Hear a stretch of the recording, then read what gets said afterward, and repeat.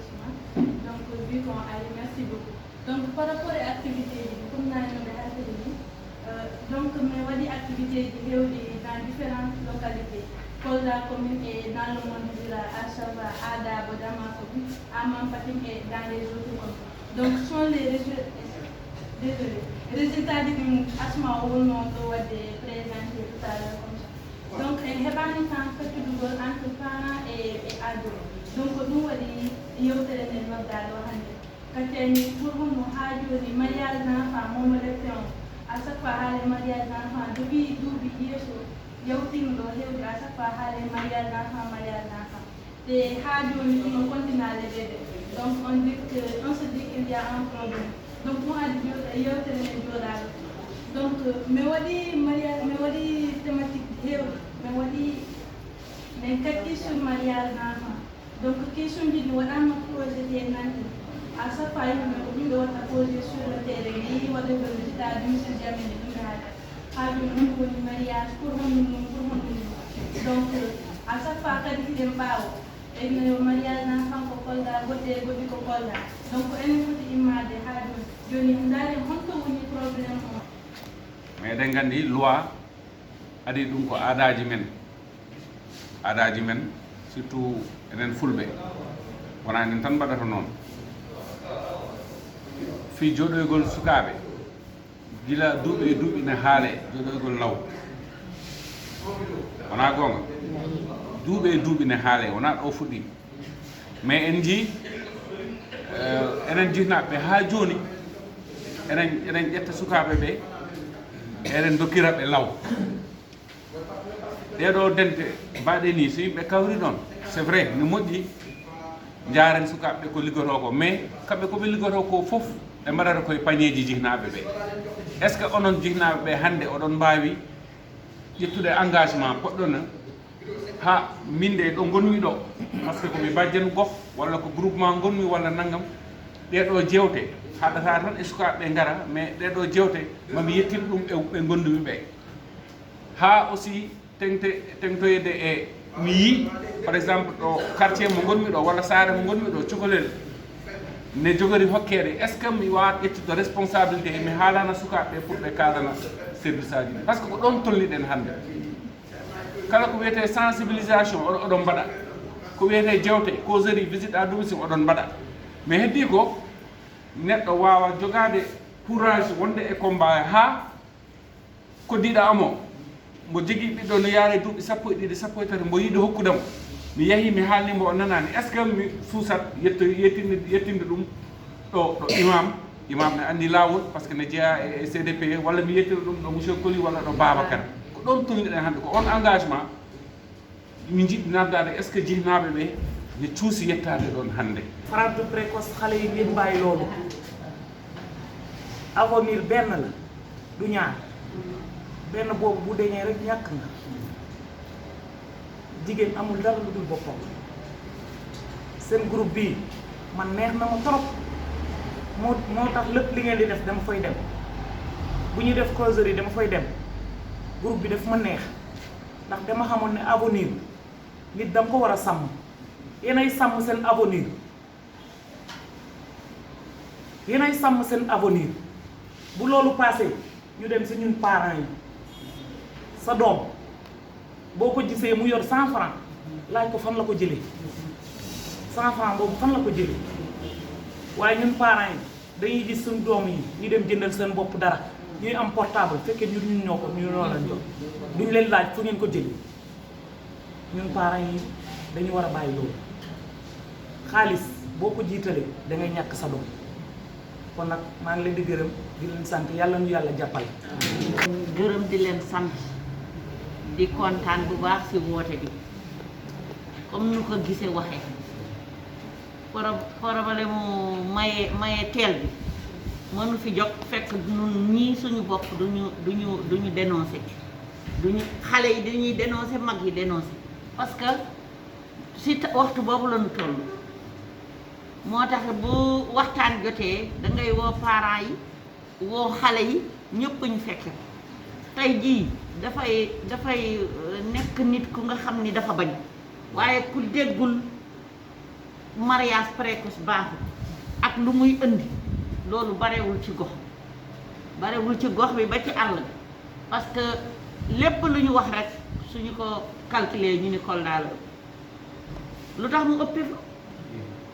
lu tax mu gën fa bare te ñeneen ñi amu fa wala barewu fa mariage précoce bu ko indi bi nag ñëpp ñoo si war taxaw xeex bi warul nekk xeexu bàjjanu gox kese warul nekk xeexu xale bu jigéen bi kese ñëpp la war a nekk seen xeex moo tax nit ku nga xam ni yaa nga si gox bi toujours da ngay présenter sa bopp di wane sa bopp daal di jar na sax nga ni man de du nëbbuma kenn képp ku nga xam ne da ngay def mariage précoce dama lay yóbbu si police dama lay maye fu nga xam ne daañu la fa attee loolu ndax loolu kenn du ko nangu moo tax man damay faral di xaritu xale yi mariage précoce yi nag am na côté bu nga xam ni si xale yi la am na côté bu nga xam ne si waajur yi ndax sa doom bu ndaw boo saxalee si xolam depuis mu nekk xale jàng rek du la indil dara du la demal fenn yaa ngi waxtaan ak moom yaa ngi koy joge surtout léegi xale yi dañu am chance bu nga xam ni ñoom si seen bopp dañuy nekk ay leader di taxaw di wax loolu bu njëkk amul woon léegi am na da ngay gis côté ñoom asmaa mi suñu xale yi yu ndaw yi ñu am ñi 13 ans yëpp ak 10 ans yëpp ñu ngi si groupe di waxtaan ak moom ñooñu déjà xam nga am nañu bénéfice bu nga xam ne nun kii wuñu ko nun amuñu ko woon bu yàgg lu si des mooy waxtaan bi ak dénoncé bi xale yi jigéen ñi ñu yem si seen loxo waajur seen waajur yi tette leen jàppale leen ndaxte xale bi dafa am fu muy toll kenn du fees bëtam lu mu xalaat rek daf ni daf koy def su fekkee ne nag waajur bi joge na ko jàppale ka di ko wax ni ka man de koo fi mënti indi te jàngoo ba nga am nangam duma la maye de wala sa at bi daal si at yi lay toog moo tax man toujours damay bëgg xale muy ñëw si moromu xale mi surtout di ñëw centre ado loolu dafa am solo ñaagaade Allah mbawɗo o yo Allah waɗan en jam kala hemen joggiɗo caɗele yo Allah ittuɗum mum kanko wawi ɗum ittude Allah ittani weltanade kadi noddore nde saabu ɗum ɗon waɗi fayida no feewi e jarde kadi sukaɓe liggotoɓe hen ɓe min attomi fof haaldata l'islam meeɗa fortude suka debbo weeli metti o gorko resatama meeɗa ɗum ala l'islam nelaɗo rasulu sallallahu alayhi wa sallam ko jangguini jinnaɗo o so tawi aɗa rokkira ɓiɗɗo ma debbo lamdoɗamo si tawi aɗa yiiɗi Mouhamadou Dia manka walla yiiɗa si tawi aɗa an ɓiɗɗo ma debbo o lamda aɗa sehil makko mo yaadata o mbiyamo ha mbiya sehil ma o mbiɗa yiiɗi mbo hokkude Mouhamadou Dia manka est ce que si mbo yiiɗi walla mbo yiiɗa ɗiɗo nera Allah jangguini lamdoɗa ɓiɗɗo ma debbo o simbo yiiɗi walla mo yiiɗa ɓe mbi simbo yiiɗa ɗon ha ɗon mbo wiyata mi yiiɗani si tawi mo yiiɗi noon mbo herti mo wawi ma mo wawi si haalda haydora ganda peut être mo wawi yidde kono simbo yiiɗa ɗon ɗon mbo haalan mi yiiɗani kono ko ɓuuri hen lollude kono a nel sehil makko he dow makko mbiyama yiɗimo hokkude kaari ɗi wawi mbo amama walla mbo amane noon kono sehil mum o mbo amata o ɗum l'islam jangguini ɗum nelaɗo Allah waɗat noon kala mbaɗeɗo forcé ɓiɗɗo muɗum o nokka ɗum mbasiɗa ko he wele pittare ma walla koye aada leñol ma kono na l'islam heewi noon ono waɗe he leydi heewi ko l'islam taw ko aada taw wona l'islam gokkirgo cukayel deyel ngel siwa yettade duuɓi sappo e jeetati nelaɗo rasulu sallallahu alaihi wa sallam o kama debbo muɗum o taw mo siwarata yettorowo ɗon kono komo yaano galle makko mo yahaari suudu makko ɗon kala ɗin fof ɓimɓe jogo ndin needi sukayel de ngel ko yaano galle makko kono yahaade suudu makko il faut e paamiren noon gokka awkama cukayel deyel ngel ari galle ma kono ngel yahaade suudu makko donc ngel siwa wadde taw yidde e joom galle muɗum ko ni wano hakkunde naaɗo Allah e nene meɗen Khadija e Aïcha ngel ari galle makko ko heure ngel sowa yaade suudu muɗum heddi ko debbo l'islam ne hokki ɗum darde moranade e société law ɗo e l'islam arde si suka debbo jibinanoma ko ɓagande suka ndenge ɓe naɓara goro ɓe gasa ɓe gubba ɓe jiiɗano suka debbo ɓe jiiɗano jibinande debbo wadde allah wiyetto alqur'ana wa e jalma uudata suilat bi ayi zanbin qutila ngel boboye ngel mbarɗa joni ngel ala bakkat hay hunde a lamdoto e janggo pourquoi mbarnoɗa ngel pourtant ala bo e mbaɗanno ɗum jibinan cukayal nden ɓaga ɗum tan ɗo ngel tigguɗo ya surroya ɗum par ce que ɓe mbiyo ɓiɗɗo debbo ko hersa addanat bamum e nene mum reedu ndu ngannduɗa ndunduya rewani e lawol donc l'islam okki debbo wurde ɗum alano l'islam okki debbo ronde law debbo ronatano ko l'islam ari wi debbo no ron nene mum no ron bamum daw debbo alano ngal gueɗal ko l'islam ari ko wi debbo no ron nene mum no jogui hen gueɗal no ron bamum no jogui hen gueɗal kono law aada mabɓe ɗum alano wadde l'islam ene yaha suuɗoyo to debbo no suuɗo l'islam pour heɓa daddande yaayi rek laa fi fekk fekkuma fi baax te xam nañu société africaine et particulièrement société sénégalaise mu tëddee dans les familles code de la famille sax wax na ko mu ne l'époux est le chef de famille maanaam góor mooy chef de famille ci biir kër gi décision finale moom ci moom lay jógee après concertation avec la femme ñu dëggoo alhamdulilah suñu dëggoowul moom baatam waxam la ñuy jël loolu moo waroon ñoom ñu waroon nekk fii mun a xam diine lu mu wax yoon lu mu wax mun a déglu aussi seen doom yi jigéen lan mooy seen bébé loolu am na solo loolu bëggoon naa ñu boole ko seen ay recommandations comme ça la prochaine fois suñuy organiser ndaje bu mel nii ñu mën a leen invité voilà su ma jógee ci loolu boobu sama remarque personnelle la mais à partir de maintenant lépp lu may wax jógewu ci man yoon lu mu wax rek loolu laa leen di wax après su ma waxee ci étude bu World Vision mené au niveau du Sénégal dafa fekk Kolda mooy région boo xamante ne mariage d'enfants fii la ëppee 68% ci biir Sénégal Kolda moo am 68% en ce qui concerne les mariages d'enfants. juróom-benn fukk ak juróom-ñett téeméer yoo jël juróom-benn fukk ak juróom-ñett. léegi ma ñëw mariage d'enfants soo gisee ñu sib ko ñu bañ ko sociologue bi jógee ci sànq wax na ko imam wax na ko yéen mii seen wàllum seen biir évoqué ngeen ay causes yoo xamante ne war naa mën a tax ñu dàq li ñuy woowee mariage d'enfants léegi yoon dafa wax fii Sénégal nee na enfant soo déggee ñu naan enfant mooy doomu aadama boo xamante ne amagul 18 ans 18 ans lu ñu koy waxee ci olof wala ci fal. loolu sax koy jeex. voilà mais code de la famille sénégalaise dafa wax mu ne âge mariage pour góor ki mooy 18 ans mais pour ki jigéen ki mooy 16 ans comprendre ngeen ma yaay boobu waaye daf Sénégal dafa demoon ci benn mbootaay boo xamante ne moo ëmb bépp dëkk ci biir àdduna mu signé benn convention bu ñu xamante dafa wax mu ne góor ak jigéen yëpp benn lañu léegi âge mariage yëpp dafa war a tolloo donc muy ku góor ki muy ku jigéen ki 18 ans tant que amul 18 ans kenn du leen maye waaye dafa fekk Sénégal ba mu ñibbisee sa kër ga dëkk ba fii Sénégal changé wuñu seen loi pour wax ni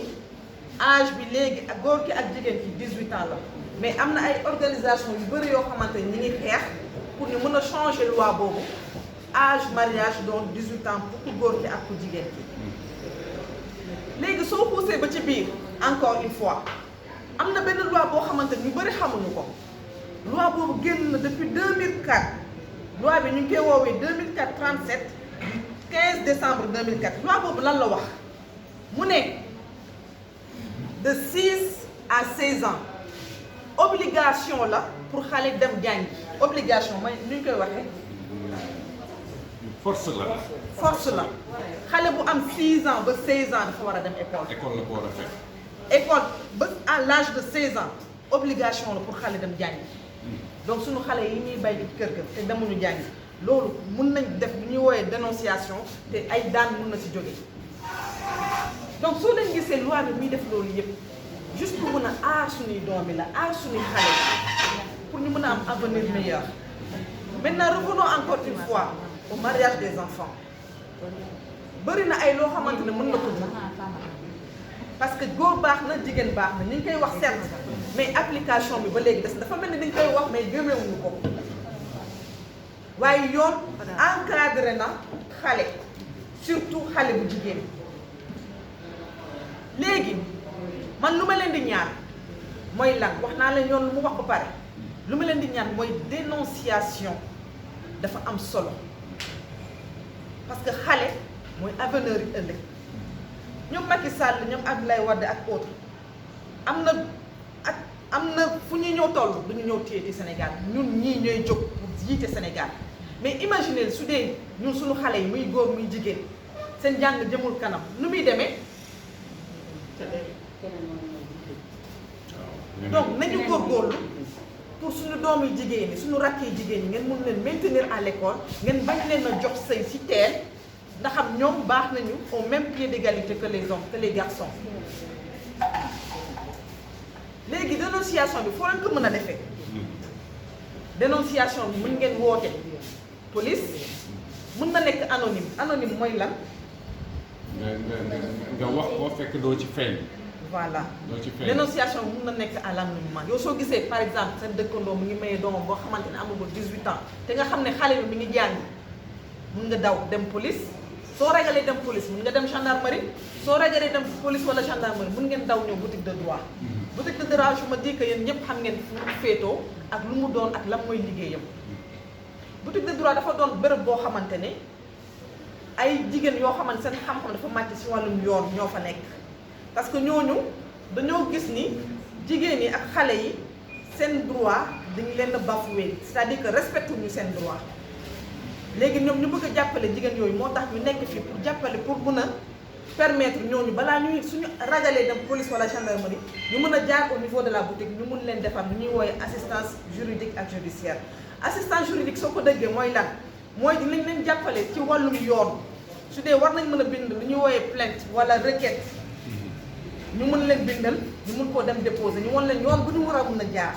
assistance judiciaire mooy lan ñun dañuy liggéey ay ak partenaires yoo xamante ne di ñuy jox ay fonds yoo xamante ne dañu koy jagleel jigéen ñi ñoo xamante ni nekk victime de violence basée sur le genre fonds yooyu day permettre jigéen yooyu ñu mën a leen jëlal ay avocat jëlal leen huissier wala même certificat médical si ñoo xamante ne amuñu moyen dem gis docteur mu defar leen bindal leen ñuy woy certificat médical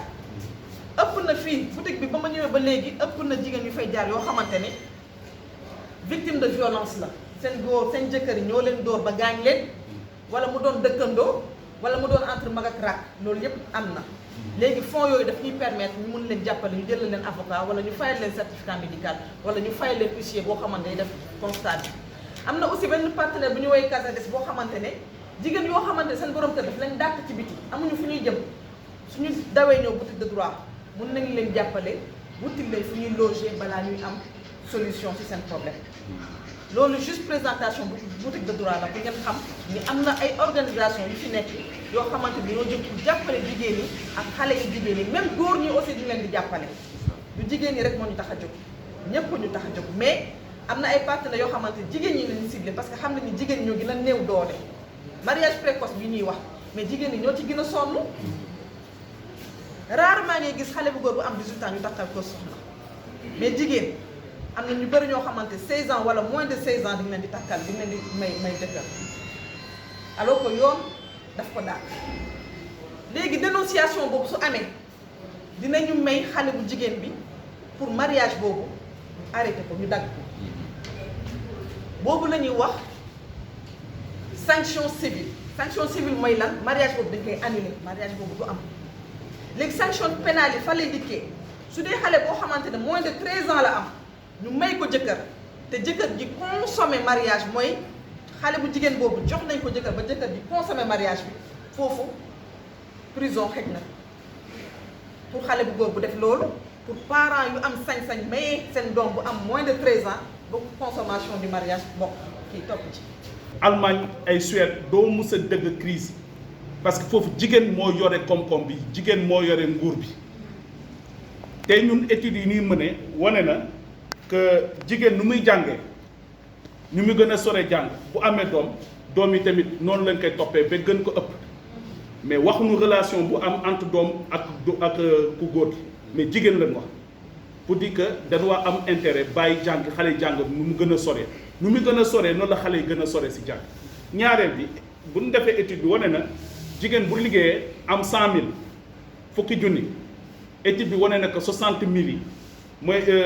ñaar fukki junni wane na que fukki junni ak ñaar salaire am yëpp si kër gi la koy dugal bokkul ak góor et waay donc jigéen bu nokkoon mooy gën a dépensé si kër gi bu nokkoon dafay liggéey jigéen jàngam ni mu gën a sore loola doomam gën a sori benn intérêt na am di koy joxee teel joxe mariage Sénégal te wax naa bés bu gouvernement bi ëppee jigéen président nekk jigéen yàlla xam na dépassé nañ état bi malheureusement sunu cosaan sunu éducation sunu aada moom mayul place jigéen parce que waxtaan bi boo la ko defoon feneen jigéen ñi dañuy pat ragal wax parce que ñi ngi ak mbootaay góor mais dañ war a libérer wax bi xale bu jigéen noo ko aaree noonu la société bi gën a développé parce que mooy yar mooy faj mooy toppatoo donc amuñu benn intérêt di teel a joxe xale yi mariage di leen génne école bu leen hésité booy tànn entre góor ak jigéen pour dem jàng defal si jigéen bi moo gën tey étude lu moo ne jigéen boobu moo ëpp impact si société bu góor gi neexul dëgg si nopp mais loolu moo am neexul dëgg si nopp de mais moo am booy tànn entre toppatoo góor ak jigéen toppatoo jigéen parce que moo ëpp impact si société bi waaw yërmande sax si peut-être loolu moo gën a xaw compliqué mais njëriñ bi études yi ni mu wane jigéen moo ëpp njëriñ góor si société fu mu toll loolu moom du question man lu ma inventé moo tax on a intérêt bàyyi xale yi gën a jàng xale yi aar leen bañ leen dugal si ay mariage précoce aar leen ba ñu gën a sori si seen jàng dinañ gis njëriñ bi d'ici 5 ans 10 ans mais à condition ñoom si seen jëm bopp ñu gëm seen bopp loolu mooy problème bi ngeen nekk fii waa je suis club jeune fille leader et cetera boo génnee fële benn xale bu ko woo la ngay mel loo tàmm solo si ñëw amul benn njëriñ sa bopp nga nax sa bopp nga nax rek naxoo kenn il faut refuser cela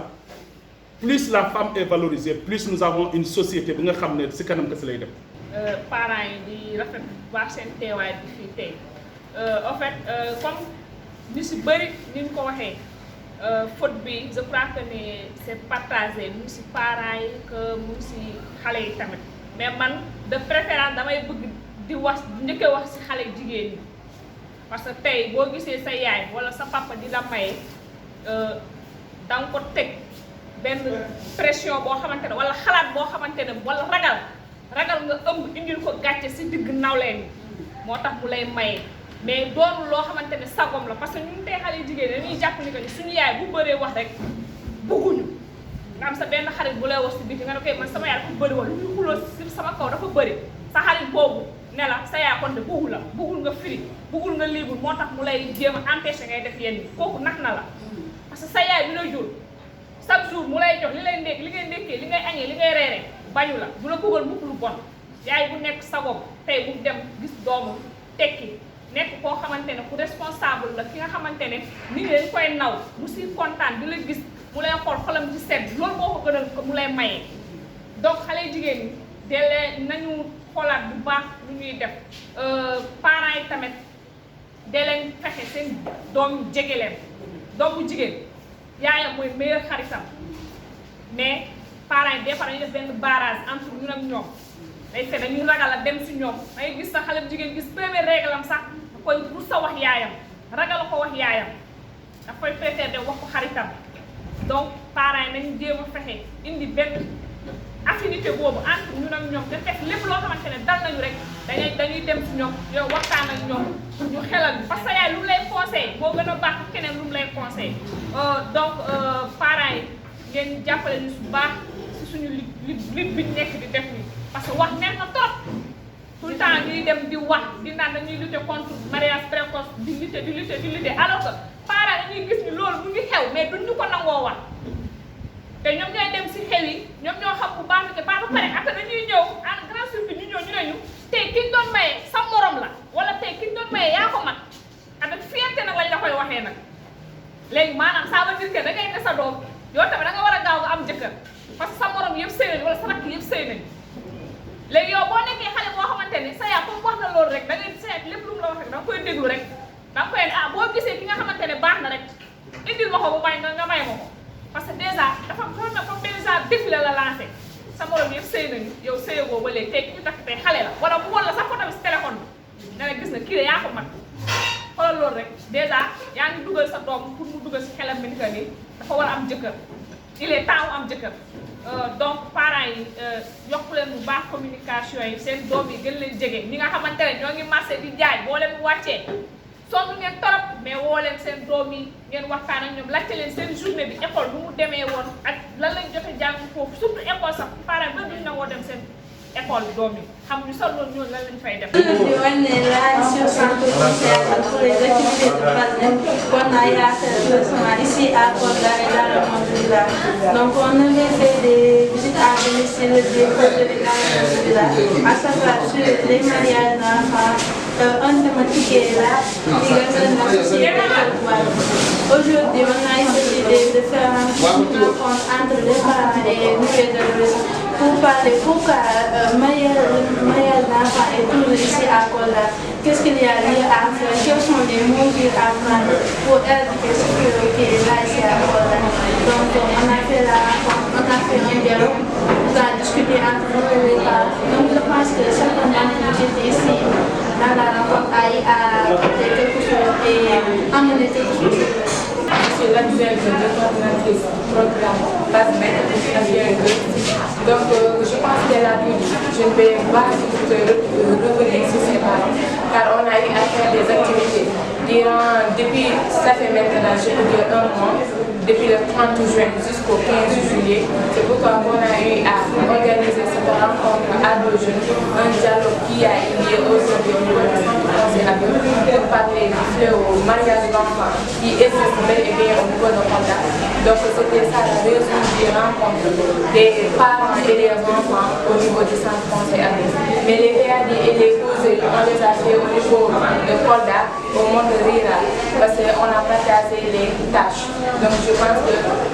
l'information a bien passé et la sensibilisation a été faite avec les parents et avec les autorités qui sont là. Donc on a eu à parler avec eux, à discuter, à échanger avec eux pour pouvoir connaître quelles sont les causes de ces fléaux, pourquoi les parents donnent leurs enfants en mariage. Donc c'était ça la raison. Donc on a eu des réponses, même si ce n'est pas tous les réponses, mais on a eu des réponses dont on peut prendre pour pouvoir sensibiliser, mieux sensibiliser la population et des arguments que les parents nous ont donnés qui sont là. Donc je pense que c'était ça l'objectif de cette rencontre, c'était juste pour échanger avec les jeunes et savoir c'est quoi le problème. Qu'est-ce qui cause ces mariages? Pourquoi les parents donnent leurs enfants en mariage avant l'âge de 18 ans? Et on a eu à avoir des réponses avec les jeunes, avec les parents. Ku ci am portable benn puce normal baax na allo la mais nga bëgg portable bu am WhatsApp bu am Twitter bu am Facebook ba pare amoo salaire foo jënd crédit fay jënd crédit ndax il faut nga am crédit il faut nga am connexion parce que problème mooy drogue la su fekkente ne wax nga ak sa copain man maa ngi wax ay nit de depuis sànq sama photo football rek laa dugal mën a football a démb nit ñi ku nekk ngi commenté mais dama toog daal ma déconnecté wu parce que problème mooy li may éviter mooy dem ba ñoom ñi nga xam ne am nañ jot di commenté man ma am jot di leen tontu te su ma amee jot di leen tontu naa ñàkk a jot sama bopp man te malheureusement yéen ñëpp looloo leen dal dañ def formation bi ba pare ñu def juróom benni fan pour rek ma bon wal leen li portable bu bone juróom benni fan ñu def ko fii 6 jours formé fi genn wàllu père éducateur yëpp ba ci dernier jour ma ne ki toogoon ci wet kii ndax kii xam nga lu mu tudd ñi toogoon fi kenn ñoom xamul keneen ki nekk ci yotam nan la tudd te ngeen def juróom benni fan ci benn sax di lekkandoo di naanandoo defandoo lépp après ñu ni ñun war nañu dem sensibiliser ñeneen te man ki ma nekkal xaw ma ko ñu def juróom-benni fan su ma ko rombee ci mbedd bi lu ma koy wax mbaa ma am kersa sax ni ko dëgg xew na dafa soof ñoo bokkoon formation bi may jaay maanaam loolu ngay wax nga am ay commencé am ay préjugés donc yéen bu ñu leen jëlee yéen a war a wax nit ñi yéen a war a njëkk changer comportement su ngeen bëggee nit ñi topp ci yéen a war a njëkk a xam ni lu ngeen tolloowul war leen ci yegg tolloogu leen ci ay portable yu cher tolloogu leen ci yére yu cher tolloogu leen ci dàll yu cher li ngeen tolloo mooy am xam-xam respecté seen bopp su ngeen waree jënd portable bu cher dañu jël parce que lii nii iPhone ñaata la xaw ma iPhone 6 la 6 bouton la am 7 plus waaw non man parce que xaw ma ko xam nga ñu ngi ci iPhone ñaata 12 balaa bii di jeex ñu indi iPhone nangam 29 waaw est-ce que mën ngeen topp évolution boobu donc da ngay am man xam nga bi ma yor ni ñaama ay 7 plus la am na lu bëri lu ci nekk xaw ma ko jéem ma ko sax xam nga lu ma ci xam naa ci connecté wu naa ci woote appel pare naa ci su ma ci jël photo ma jël photo mu pare ma teg lijjantuma leneen li ci nekk parce que leneen li ci nekk buy dund man maa koy dundal moom du ma dundal donc li nga xam ne damay jël sama temps sama xaalis ak sama lépp li ci def te gisu ko lu may jariñ waruma ci mën a sonn WhatsApp bi boo ci mënta am li lay jariñ jarul nga ci sonn parce que lii problème mu WhatsApp bi mooy da ngeen ci doxaanante gese yéen ñëpp amul benn xale bu jigéen bu portable bu sonné bu duggee seen kër ñoom ñëpp seen portable vibreur lañ koy def ak silence day kii ñoo teg xam ba ñu génn wax waaw li ngay wax di ko nëbb nit ñi ban njëriñ la su fekkee li ngay wax da ngay génn ci biti di ko wax feneen kay mais jaratul nga yore portable donc góorgóorlu leen ngeen respecté seen waajur yi ndax ñu am confiance ci yéen commencé nañ ko nag woo nga ci gis commencé nañ ko nag ba macha allah yàlla may nañ ci ndam depuis yi fi nekk yëpp xale jigéen ñi nekk ci club yi macha allah ñi nga am bac ñi nga am BFEM ñi nga am entrée en sixième ñi ngi réussir ci yeneen mais mënu leen changer nit ñi tant que yéen changé wu leen mën leen fexe ba seen waajur yi maye leen nit ñi kontaan tant que yéen seen bopp waru leen seen waajur yi lu tax ñu war a mën a téye seen loxo ba ngeen gis ne kii lañ bëgg ñu maye leen.